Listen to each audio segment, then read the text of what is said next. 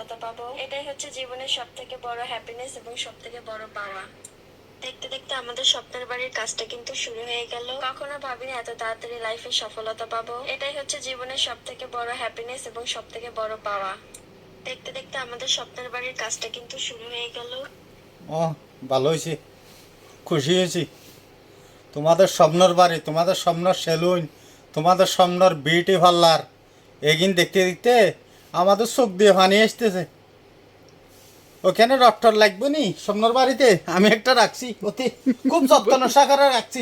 ওই যে বালুসের নিজে ধরো, আমি তার কিছু দিতে পারবো না, তোমার স্বপ্নর বাড়ির মাঝে এই রডটা দিতে পারি, এটা নিয়ে যাইও।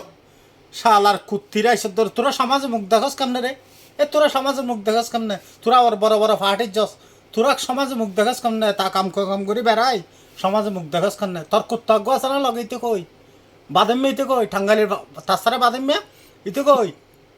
হ্যাঁ, ইতারও আনবি ভিডিও কইস আমি এই রডটা উপহার দিলাম তোর স্বপ্নর বাড়ির জন্য, এটা নিয়ে যাইস। আমার কাছে আর কিছু নাই রে, ক্ষমা করে দিস, আমি গরিব মানুষ, যেটা দিতে পারছি রে এটা হলো শুক্রিয়া আদায় করিস।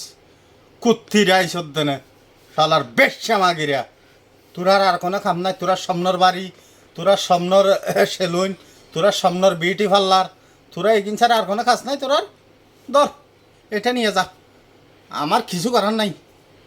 এই 1 ফুট হইব, যা দিতে পারছি রে, এটা হলো খুশি হইস, এটা দিও আমি তোরে রড হিসাবে।